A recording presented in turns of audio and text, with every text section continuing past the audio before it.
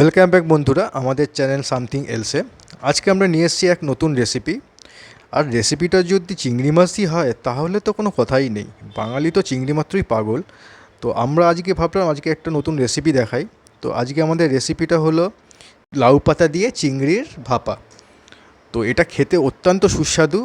আর চিংড়ি নিয়ে তো কোনো কথাই হবে না, ছোট বড় সকলেরই চিংড়ি খুবই ভালো লাগে। তো আসুন আমরা আজকে দেখাই কিভাবে আমরা লাউ পাতা দিয়ে চিংড়ির ভাপাটা করি। আজকের এই রেসিপিটা বানানোর জন্য আমি নিয়েছি এখানে বাগদা চিংড়ি আছে, এই 10 পিসের মতো আছে। আর আছে গোটা সর্ষে, গোটা পোস্ত, কটা গোটা কাঁচা লঙ্কা, হলুদ, সর্ষের তেল, স্বাদ মতো নুন আর চিনি। তো আমি এখানে এইটা পোস্ত আর সর্ষে বাটা দিয়েই এটা করব। সেই জন্য প্রথমেই দুটো লঙ্কার সাথে এই পোস্ত আর সর্ষেটা বেটে নেব, আর ওই বাটাটার মধ্যে অল্প একটু নুন দিয়ে বাটবো। আমি ওটা বেটে আসছি, কিন্তু তার আগে দেখিয়ে নিই এটা আমি লাউ পাতাতে করব।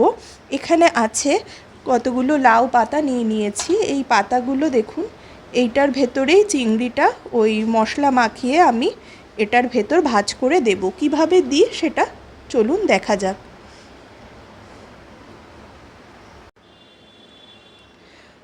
আমি এইখানে একটু হলুদ আর অল্প একটু নুন দিয়ে চিংড়িটা মিনিট 10 মতো ম্যারিনেশন করে রাখবো।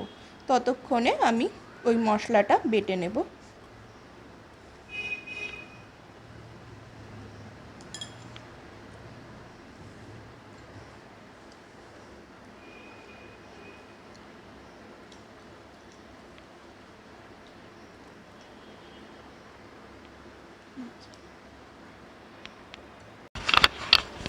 দেখুন আমি এখানে সর্ষে আর পোস্তটা বেটে এনেছি, খুব একটা জল দিইনি, কারণ এই কনসিস্টেন্সিটাই থাকবে, বেশি জল দেওয়া যাবে না, একটু গাঢ় গাঢ়ই হবে। আর এটার ভেতর আগেই বলেছি একটু নুন দিয়েছি আর দুটো লঙ্কা দিয়েছি, কাঁচা লঙ্কা। এবার এর ভেতর দেব অল্প হলুদ, হাফ টিস্পুন মতো হলুদ দিলাম, আর দেব সর্ষের তেল।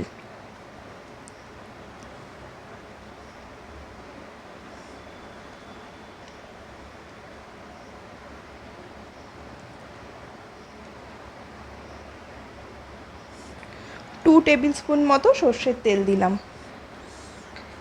আমি এই বাটাটার মধ্যে যেহেতু আগে হাফ টিস্পুন মতো নুন দিয়েছিলাম, আর দেখিয়েছি আগেই যে চিংড়িটার মধ্যে আমি একটু নুন দিয়েছি, তাই আর একটু নুন দিয়ে দেব অল্প পরিমাণে।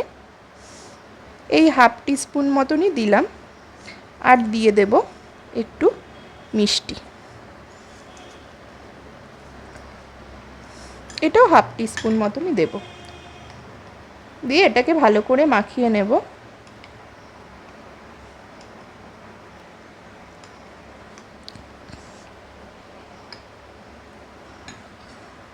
এবার আমি চিংড়িটা মাখিয়ে নেব। এটা 10 মিনিট মতো নুন আর হলুদ দিয়ে ম্যারিনেশন করেই রাখা। আর এর ভেতর দিয়ে দেব এই মশলাটা।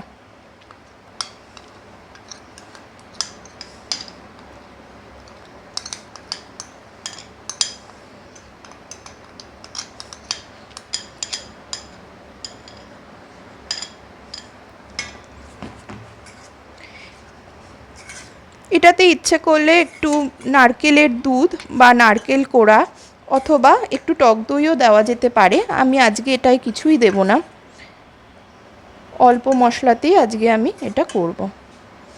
হয়ে গেছে মাখানো, চলুন এবার মেন স্টেপে যাই। তো চলুন এবার আমরা এটা বেঁধে নিই লাউ পাতার মধ্যে চিংড়িটা। দেখুন কিভাবে বাঁধছি। আমি এখানে দুটো পাতা নিয়েছি, একটা বড় হলেও হয়, একটু এটা ছেঁড়া আছে এখানে, তাই দুটো নিলাম যাতে মশলাটা বেরিয়ে না যায় বাঁধার পর।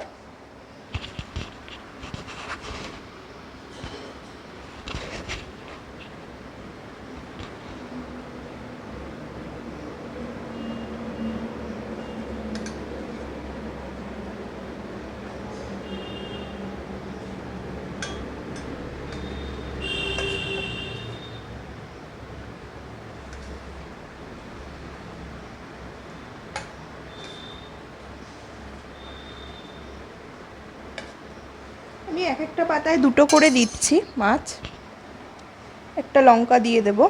এবার এটা র্যাপ করব।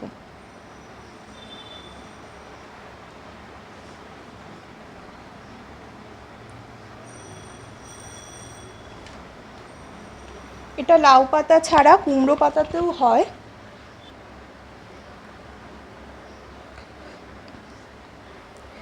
এইটা লাউ পাতা বা কুমড়ো পাতা দিয়ে করলে সবথেকে ভালো জিনিস হচ্ছে এটা আমরা পাতাটা শুদ্ধও খেতে পারি। এটা ভাতের সাথে পাতাটা মাখলে বেশ সুন্দর লাগে খেতে।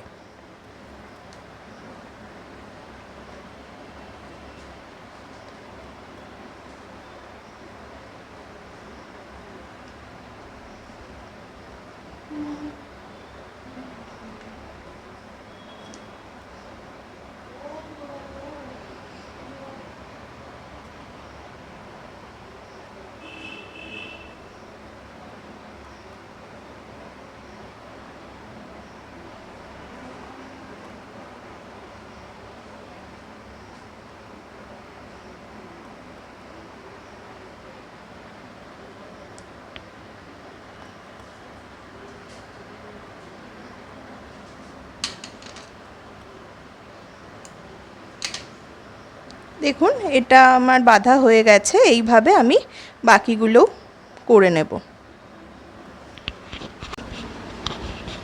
দেখুন আমি এই পাতার মধ্যে চিংড়িগুলো বেঁধে নিয়েছি। প্রত্যেকটা পাতায় দুটো করে চিংড়ি আছে। এবার এটাকে আমি ভাপে বসাবো। এটা করার জন্য আমি প্যানে জল নিয়ে নিয়েছি। জলের মধ্যে এই বাটিটা প্রথমে বসাবো, বসিয়ে দেব এই স্ট্যান্ডটা।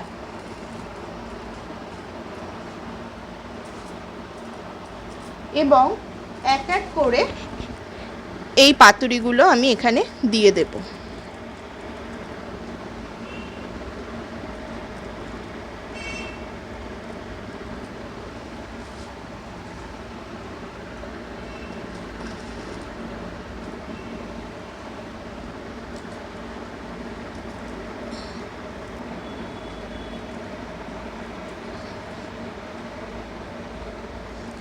দেখুন আমি এখানে এই 5টা র্যাপই দিয়ে দিয়েছি। এবার আমি ওভেনটা চালিয়ে দেব আর প্যানটা ঢেকে দেব। এটা 12-13 মিনিট মতো ফুটলেই এটা হয়ে যাবে, কারণ চিংড়ি হতে বেশি টাইম লাগে না, লাউ পাতাও নরম খুব, হয়ে যাবে এটা। দেখুন জলটা পুরোই ফুটে উঠেছে আর এটা আস্তে আস্তে ভাপে হতে থাকবে।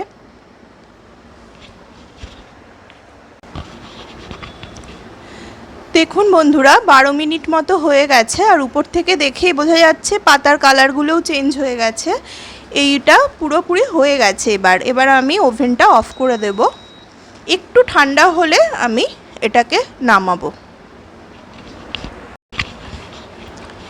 এটা একটু ঠান্ডা হয়ে গেছে। এবার আমি এটাকে তুলে নেব এক এক করে।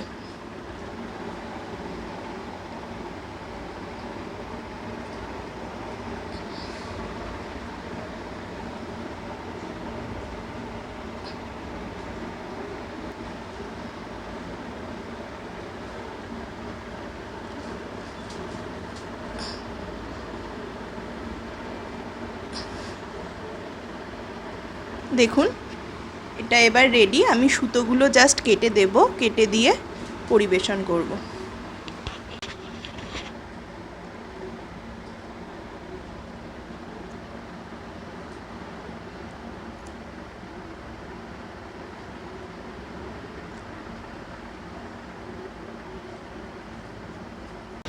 ব্যাস এটা হয়ে গেছে।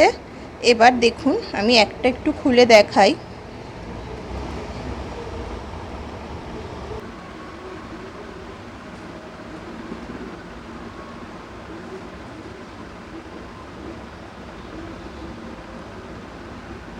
দেখুন বন্ধুরা এটা পুরো রেডি। আমি একটা খুলে এই জন্য দেখালাম আপনাদের। এবার আমি এটাকে পরিবেশন করে দেব। দেখুন বন্ধুরা আমি এটাকে প্রেজেন্ট করে দিয়েছি।